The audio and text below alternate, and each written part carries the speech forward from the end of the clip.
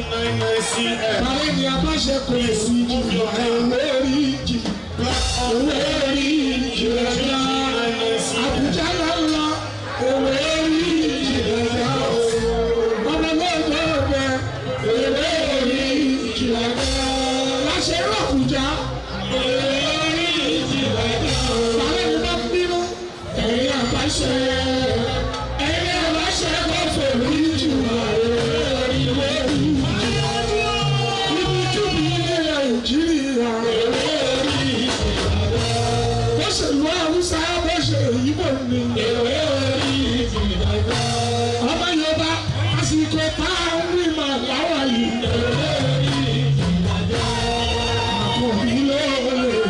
àkọ́bí lóore ṣe.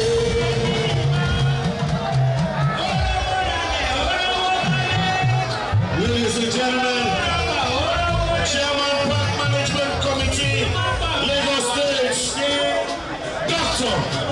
Musiliu Ayinde Akisoya, MC Olu. Èmi tó ń fara balẹ̀ tí ó kọ́ wáyé dáadáa, ó wúlò ó wúbọ̀,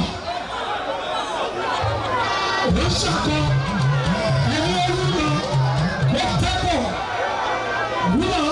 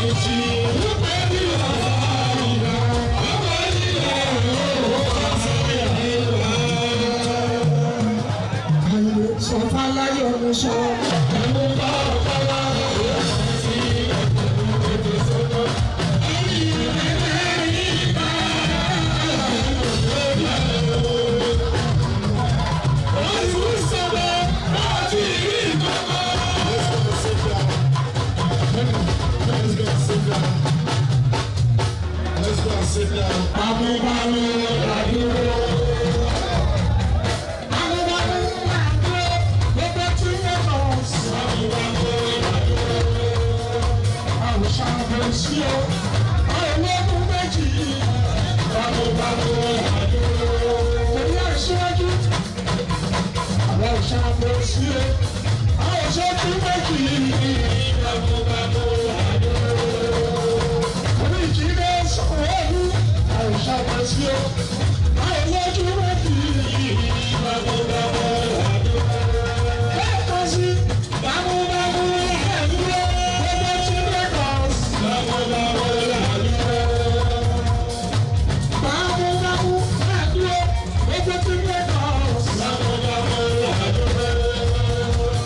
ṣàbòsí o aṣojú méjì ọmọdémọlá ni ó lórí aṣíwájú àwa ò ṣàbòsí ọmọdémọlá méjì ọmọdémọlá ni ó.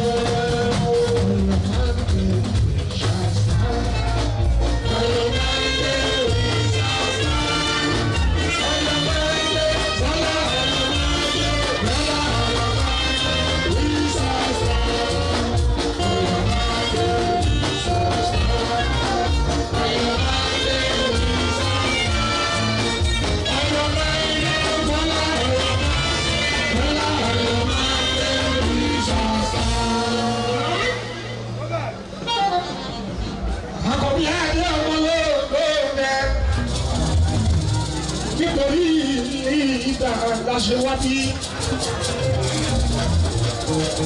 gbogbo tí mi lọ sàkó orí rẹ ọ̀gá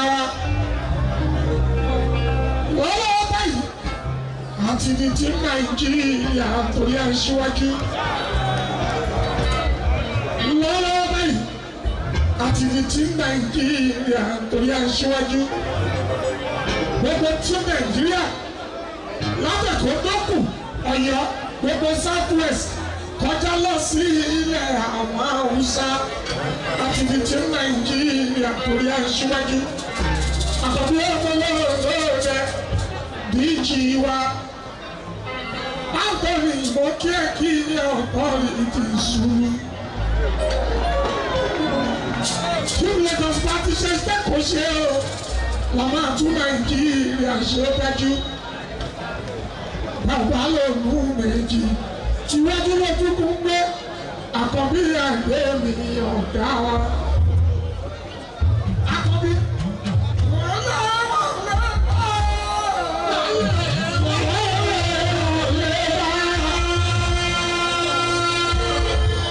aṣíwájú ọlọ́mọwọ́ lọ́wọ́ kí wọ́n ti ṣe é kọ́nà lórí ẹ̀wọ̀n ìgbà.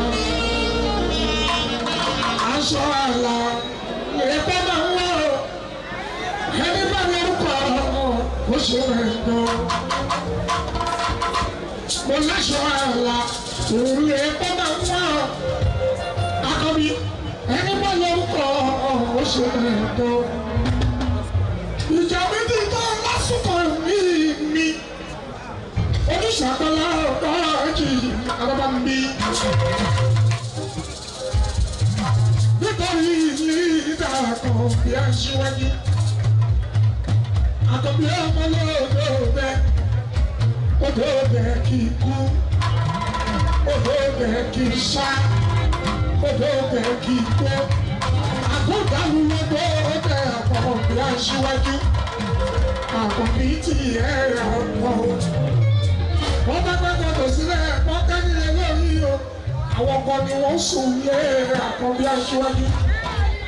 Iná tó bá dẹ́rẹ̀ bẹ́ẹ̀ gúrúgú.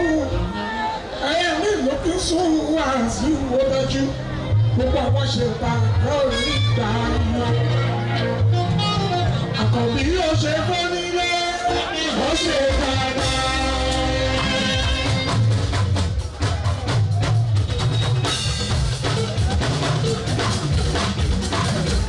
Aṣíwájú ó ṣe fún nílé, ó ṣe dáadáa.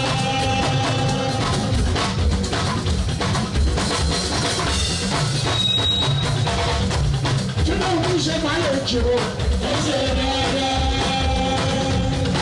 Àkànbí ó ṣe fàyè jẹ̀sẹ̀ o, ó ṣe dáadáa.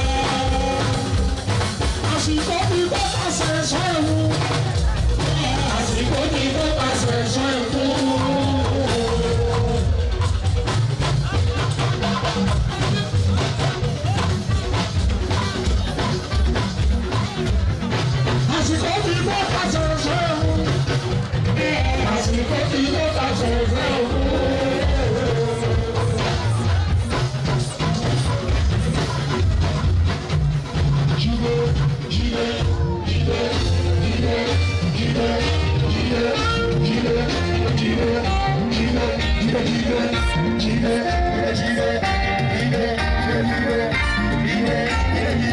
Ilé lọ́wọ́ ẹ̀ ló wà ọmọ sọ̀rọ̀.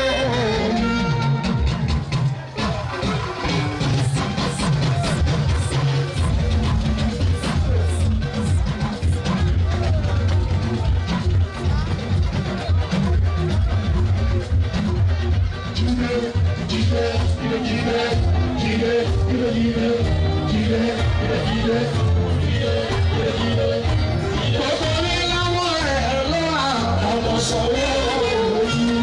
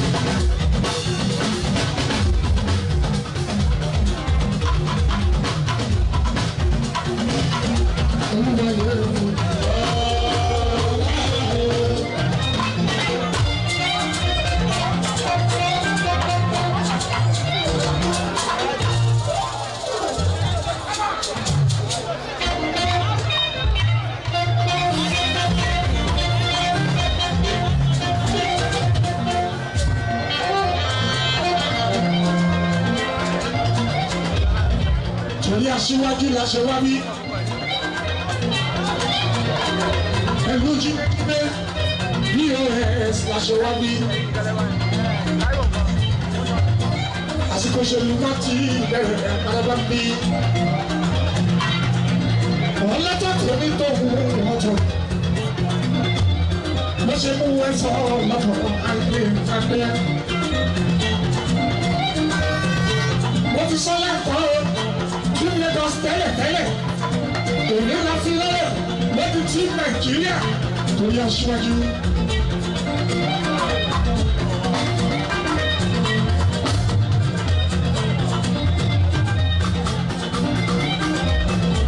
Mo kí gbogbo lórí pátápátá.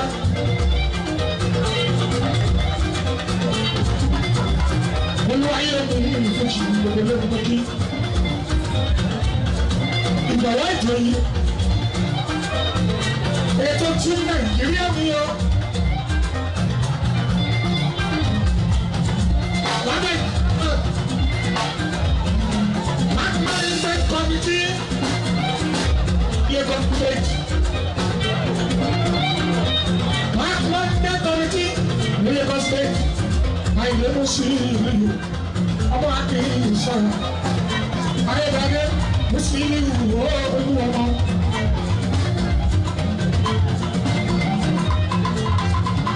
Ẹ̀sọ́ fẹ́nu lókè mọ́ra ẹ̀yẹ́rú. Ẹni kí wọ́n fà ń mọ́ra ẹ̀mí wọ́n fà.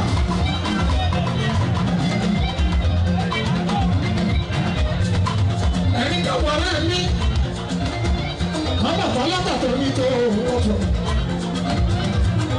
Adìgbò lọ́tàtò olú ayé lórí ìbùjì alábàbí. Ẹ má fọwọ́ wọ́wọ́ mùsùlùmí àìdè. Bẹ́ẹ̀ni ọmọ fọwọ́ wọ́wọ́ iṣẹ́ ní ìlú kọ́pá àìdè mùsùlùmí ìlú. Ọmọ jàgbá wọ́n kí ẹ.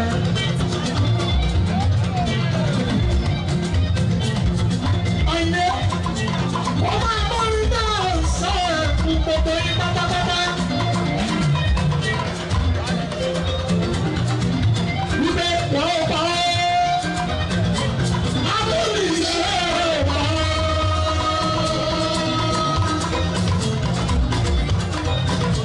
Ṣé o máa kọrin sí?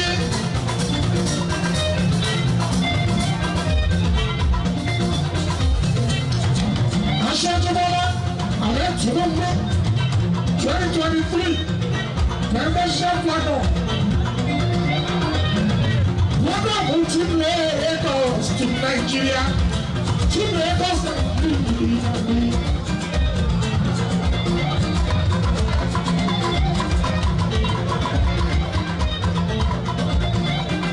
Program Team Lagos to Nigeria.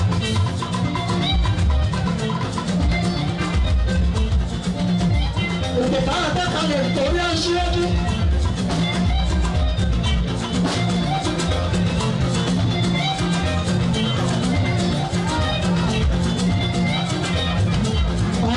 ẹ̀yin nígbà yìí nígbà tẹ́gbẹ́ bí nínú òṣèlú. Àti representative.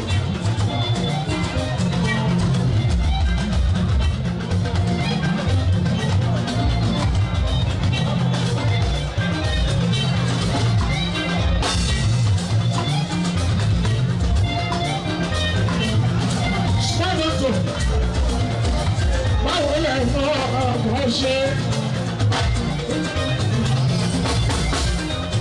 Let's go! 2 minutes. Wọ́n ní ìdúpọ̀ lọ́wọ́ ọ̀rẹ́ ọmọ ìyá àti ìṣàkàrọ̀ bí wọ́n ṣe ń wá àjọṣe wa náà ní ìgbà ọ̀jọ́. Èèyàn tó bá lọ́yà, ìjọba nílò ìyẹn ẹgbẹ́ wa àwọn bí 2 minutes. Àti ní tí Nàìjíríà torí aṣíwájú.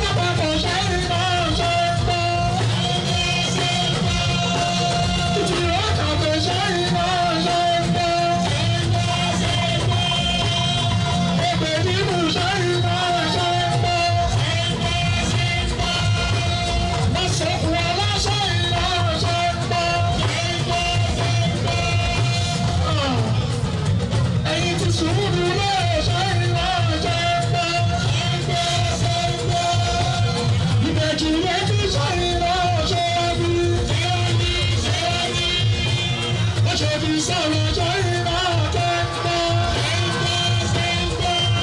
Yàrá ògùn tó bẹ̀ bá ṣe iná ṣe ń bọ̀. Orílẹ̀ èdè ògùn ṣe iná ṣe wá. Ìjọba pàṣẹ ṣe iná ṣe wá. Ọ̀tún náà, ọjí ìbàdàn ṣe ọmọ ṣe ń bọ̀.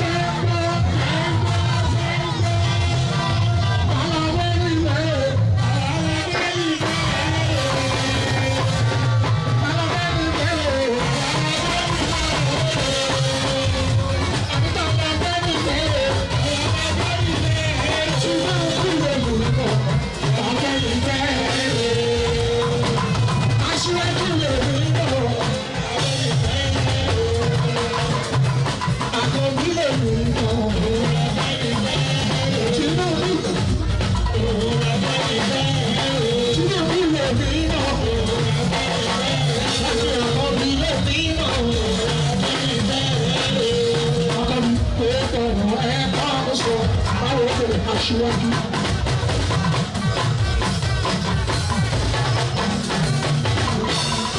Ẹni bá àrùn ló léwu o.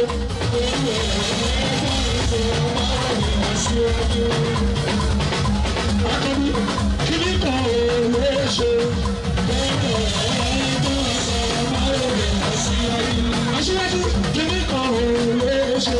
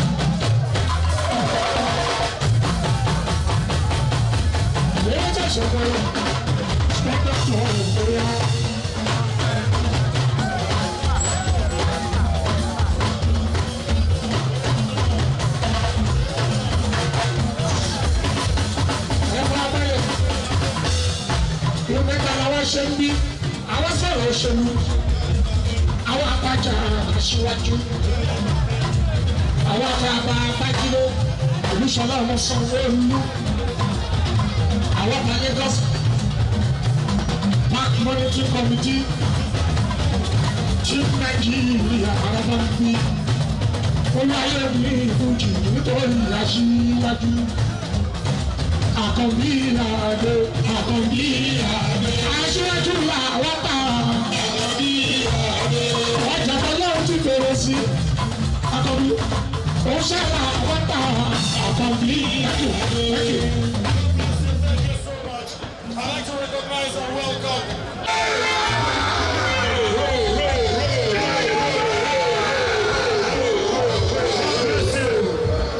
God bless you. We'll take a few good little messages. Let me start for. Ọ̀rọ̀ tó wà nílẹ̀ kan ti ń gbà jẹ́ àkànbí lọ́ọ̀mà, àkànbí lọ́ọ̀mà lè ṣe. Àkànbí lọ́ọ̀mà lè ṣe o. Àkànbí lọ́ọ̀mà lè ṣe. Àkànbí lọ́ọ̀mà lè ṣe o. Ọ̀rọ̀ tó ti ń dẹ̀rù lọ. Àkànbí lọ́ọ̀mà lè ṣe.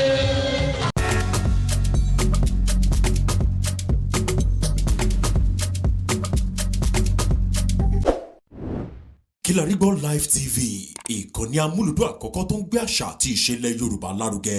Atagbantagba lóde tagbangba ló ti pápá tó ní kí ló ní tagbangba ó ṣe. Àwọn gbàǹkọ́gbì alárinrin ètò ọ̀dọ́ wa ló sodo sí. Mo lè má lè sọ òyìnbó púpọ̀ but nínú Yorùbá tí mo ń sọ àwọn kan yọ Yorùbá ń bẹ̀.